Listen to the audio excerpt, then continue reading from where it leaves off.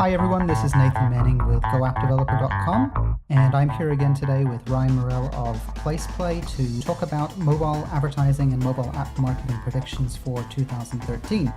So Ryan, thanks again for taking the time to join us. It's always good to have you as a part of the discussion.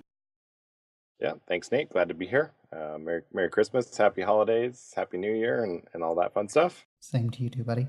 I'd like to kick this off by asking for your opinion of how did things go in 2012 for app developers? What were some of the key trends that you saw?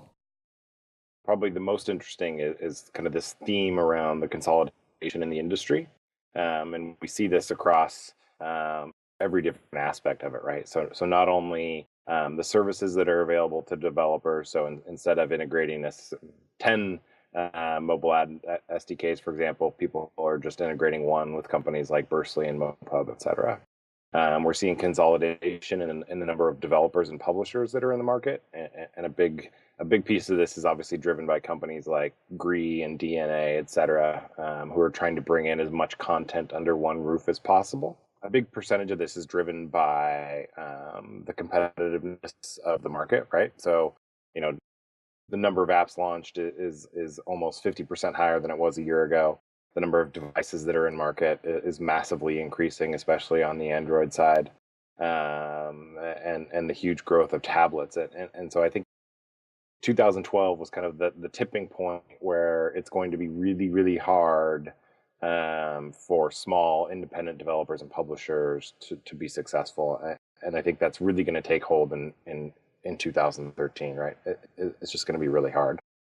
If you're a small app developer and you're looking at the kind of a lot of the consolidation that's going on in the industry and the fact that it is getting harder to get noticed, to get your app into the top 25, what would you be thinking about as you move into 2013 to prepare for the extension of some of those trends that you already talked about that happened in 2012? Yeah, and I think, Nate, you made a good point offline about this. Is maybe it's time for developers to start narrowing their focus into smaller niches and segments of the population that they can really go after from an advertising and marketing perspective, as opposed to just doing a kind of spray and pray approach where you put out an app and hope that the mass market finds it, because it's just going to be really difficult. Acquisition costs are too high to get there. There's too much really fantastic content and really strong competition to do it. So if I were a new app developer or thinking about what my product roadmap looked like for 2013, I'd be identifying what I'm really good at. So is it task management apps? Is it productivity apps? Or is it games? And if it's games, for example, what am I passionate about of games? Am I really interested in puzzle games? Okay, that might be hard. But maybe you're really interested in first-person shooters. Okay, well, that's a niche segment that you can go after. And you may not be able to make it into the top 25 overall, but you might be able to get into the top 25 of your category and monetize a smaller group of users really well. If you think about the market in terms of a funnel, right? There's the top of the funnel, which is the whole universe of people who don't pay very much or nothing, right? And then there's the bottom of the funnel, which is a very small group of users who pay a lot of money. And there's success at all levels in that funnel. You just need to identify where in that funnel is your greatest opportunity, and I think we'll start seeing a lot more people thinking about the bottom end of that. Yeah, I agree, and I also think that in the past, the default choice for a lot of developers has been to create a game because it's been where the money's been. I mean, it's almost 70% of app revenue is going to games. And I think that one of the things that we'll see as we move into 2013 is that while the competition continues to increase, the targeted marketing tools that are available for developers are also going to become more powerful. So I think the combination of those two things, increased competition combined with an increase in marketing tools available to developers, will mean that, just like you said, developers will be able to be much more targeted in the kinds of applications that they've built, and maybe even move categories from focusing solely on games to building something that they have more control over the ability to market it to the end customer and ultimately win that way. I would just say that I think that it's Games have certainly been where the money's at. We're seeing a dramatic shift, even in the enterprise, around big companies, creating app experiences, right, for their specific use case. And they may not be huge successes volume wise, but if you can get a small percentage of people to download and pay you a lot, then it's worthwhile, right? So the second piece there, on the point of your targeting conversation, is that you can do this with games too, right? So I think it's becoming increasingly important to understand who your customer is right at the beginning, right? So are you targeting everyone's not a good way to go about this, right? If you're targeting 18 to 24-year-old men, that's perfectly fine. It might cost you a little bit more to acquire them, but at least you know where to find them. And there's tools in place to help you do that. And if your targeting is correct and your assumptions on what those people will do are right, then you can build a successful game or app. Yeah, I agree. And I would also add to that that one of the advantages to being more targeted in the type of application that you build, or even the type of game that you build, is that it gives you more flexibility over the various aspects of your product marketing. So for example, right now, if you're marketing a game to the mass market, you're pretty much stuck if you have a premium game with 99 cents on iPhone and maybe 199 for iPad, and you've really got to cover every device that's out there. If you have a game that's more niche, that targets a very specific audience, you can get away with perhaps charging a higher price if you have a title that a certain, like a role-playing game that a certain audience really cares about, or targeting only iPad, for example. I've seen several games recently, Baldur's Gate and Magic the Gathering, that have decided not even to target iPhone because it doesn't fit their format, and they believe that they can make enough money from their very specific target audience on just iPad to justify that. So I think we're almost past the time now where a small developer without a network, unpublished, without a significant marketing budget, can make a mass-produced game and succeed. It's going to happen occasionally, but that's really more a function of large numbers. There are so many apps being thrown against the wall that some of them will succeed just because some of them have to. But as a strategy, I think that the kind of throw stuff against the wall and see if it sticks approach is pretty much dead in the water at this point. Yeah, I mean, you can do it, just not a lot's going to stick. It's certainly not a way to build a business. I mean, if you're a solo one or two man shop, and you're going to be able to produce a ton of content, maybe not the highest quality content, but you're going to do a bunch of games, then maybe that works, and maybe you get lucky. But for every app developer, at least my recommendation would be to identify a process that's repeatable, so that even if you have one title that's not a huge success, you're not talking about total failure, right? And you build that repeatable process by understanding who the target customer is, building the product specifically for them, and then taking the right product marketing approach to reach those people. And your target audience might change, but the process probably doesn't change that much. So let's talk a bit about what developers can expect in 2013. What are you looking at in terms of the big trends that you think developers should be prepared for?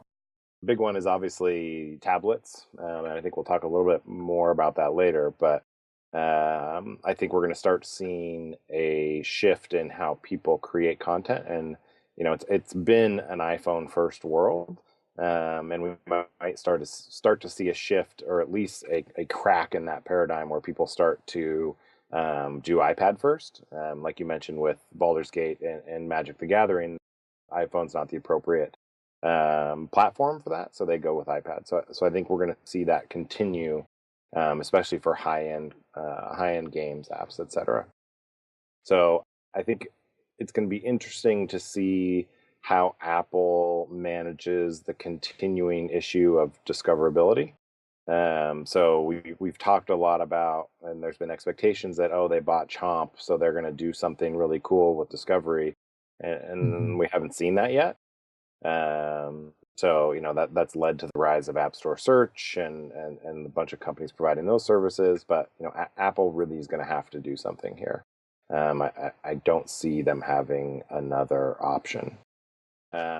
from a mobile advertising perspective, I think we're going to start to see, and this is some of the stuff that we're working on, a more dramatic shift towards understanding user behavior, and how that user behavior dictates and or affects someone's willingness to engage with an ad. So, for example, we're looking at things like, instead of showing an ad every time someone opens a game and every cutscene or every 3 minutes or whatever it is, what is the optimal time to show an ad in that user experience? So instead of showing one ad every 3 minutes, we're going to show one ad every 10 minutes, but it's going to be at the right time to give us the highest percentage likelihood of engagement, right? And I think we start to see this not only across interstitial ads, but also with banner advertising. At least that's how we're thinking about it.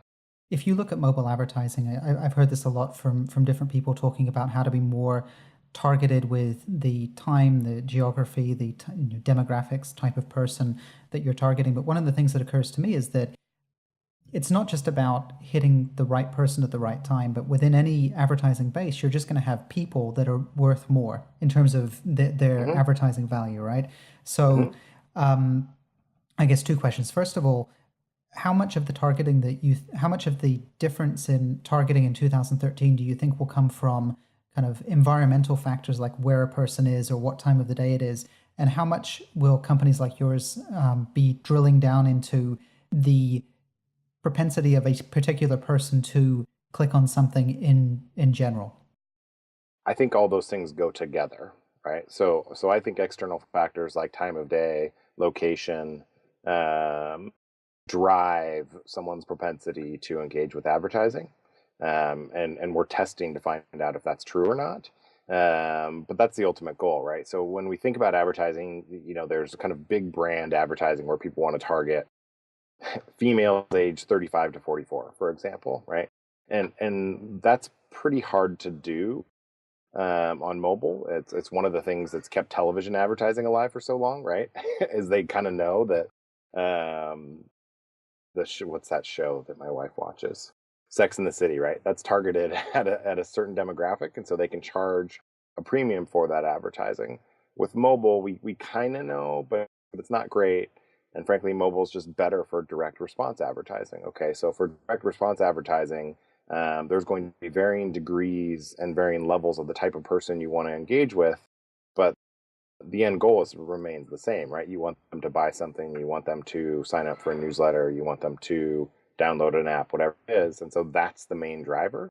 So those factors like time of day, location, where someone is in their app session, et cetera, are bigger, we think are bigger plays than whether or not it's a male 45 to 54, for example. Does that answer the question? I hope it did. Yeah, I think it does. Yeah. And I remember reading in a recent article that you posted on mobileadvertisinghub.com that you also think that the way in which people pay for advertising will also be shifting in the next year away from pure CPC to a more complex version of CPI. Do you want to talk a bit about how you think the actual activities that advertisers are paying for will shift over the next year? Yeah, so to some extent, I think they have to, right? Um, so if you go to AdMob right now and try to buy some advertising, the minimum click is 1 penny, right? So 1 cent. So I mean that's astronomically low. It's actually 80% less than it was 2 years ago. So now we're reaching the point where this is such a commodity that developers go, well, I can't make any money on this, and advertisers go, well, I have to get so many clicks to generate the one action that I want. I'm not willing to pay that much for those clicks. Okay, well, there's a better model than there.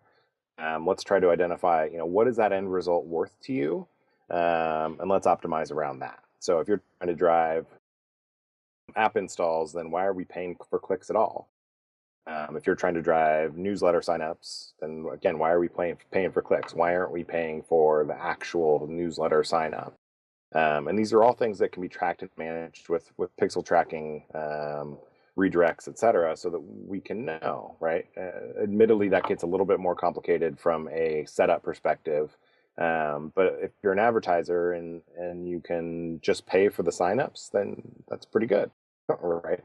Mm-hmm. And those signups might be worth $5 to you. Okay, well, so then we're going to charge you $5 for those signups. And ultimately, it might still come back to a really basic CPC, but I think it provides more clarity for people.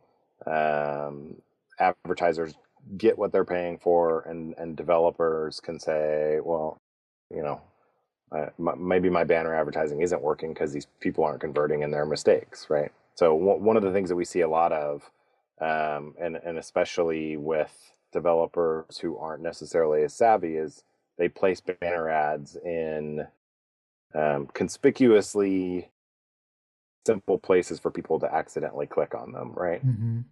Which is that's not good for anybody. It's bad for consumers. It's bad for developers ultimately. Short term good because they get a bunch of clicks, and it's bad for advertisers, right? So we see something like 40% of clicks drop out or get going anywhere. So that means 40% of clicks are fake. They're accidents. That's not good for anybody, and no one should be paying for that. Okay, so let's talk a bit about the business side of things in the mobile industry as we move into 2013. I know that one of the things that I've been thinking about a lot as I talk to independent developers is that it feels like even over the last year, the number of deals that are getting done has started to decrease. At least I think this has been driven a little bit by stories around Zynga and Glue and some of the more public challenges that have been out there. That has been driving a little bit of a fear among investors and less frenzy to invest in new IP and new developers. Yep. How do you see the mobile business changing in 2013? Do you think we'll see a continuation of that trend? Will it reverse? I know you mentioned that we'll see consolidation on kind of the services side of things, but what about amongst publishers and developers themselves?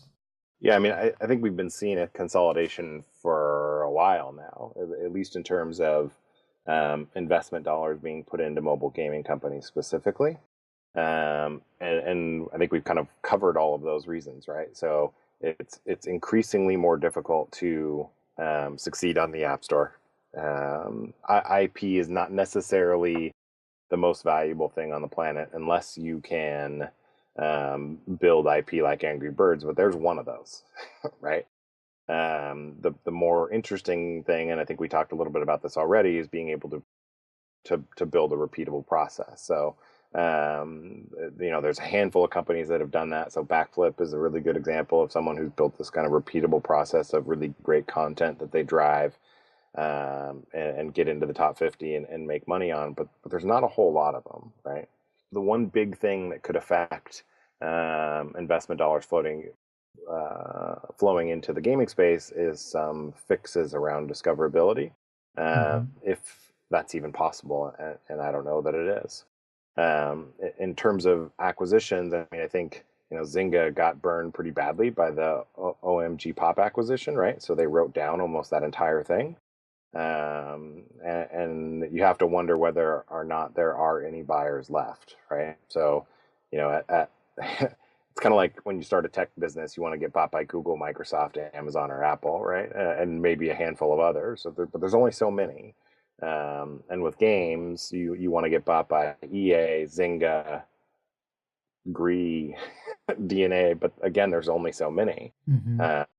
So if I were a developer, I would definitely not be thinking about how am I going to get this thing funded or how am I going to get an exit. I'd be thinking about how am I going to build a business that over 2, 3, 4 years I can build. I can grow to a meaningful size and then have options. It's really interesting, Ryan, because I remember when you and I worked together, like in 2005, 2006, it felt a lot like in fact, I remember us having very specific conversations about the fact that moving forward, given how difficult it was to get your game published on some of the networks like Verizon, that there were really only two routes to success: either being a scrappy small developer with a low cost base that can continue to churn out innovative, cool new stuff and kind of fly below the radar, or to become a part of a very large entity where you've got kind of clout and power. And I guess in today's world, it'll be more about the network that you have to promote your other games. But it feels like we're there again. It feels like there's an opportunity at the low end now or small end, with developers now being able to build niche targeted products and use marketing to build a community around them. And also at the top, you've got a lot of consolidation, which will continue, which will basically lead to a couple of players at the very top winning, right? But Yep. kind of the last place that you want to be right now is anywhere between those two extremes. Yeah, no, I totally agree. And I think, I mean, you're right. We're kind of back to where we were in the carrier days. But the difference here is you now have marketing options, right? Where before you didn't. And you can build a niche business. Because I mean, real on iPhone alone, on iOS, there's like a half a billion devices in the market. So, okay, pick a market segment. There'll be enough people in that market segment to build a real business. But going after all 500 million is a losing proposition. If I wasn't someone who had the ability to drive massive awareness around big IP and a big release, I'd be going, as targeted as I possibly could, because that's the only way you're going to have any chance of success in 2013, in my opinion. No, I totally agree. So, Ryan, I think that's all the time we have today. Let me just quickly recap what we've talked about. We talked about the fact that tablets are going to continue to become a larger part of the app development story, and probably in 2013, we'll continue to see developers, or some developers, moving towards doing applications or games that are targeted only at tablets, and that's probably a very positive trend. Secondly, we'll need to continue to watch Apple and the way that they're enforcing their rules and regulations. We didn't go into this in too much detail, but certainly I expect Apple to continue to focus more on quality moving forward, given the fact that they already have hundreds and hundreds of thousands of apps. It's less of a story for them to reach 800,000, 900,000, and I expect them to be much more focused on building a safe and quality ecosystem.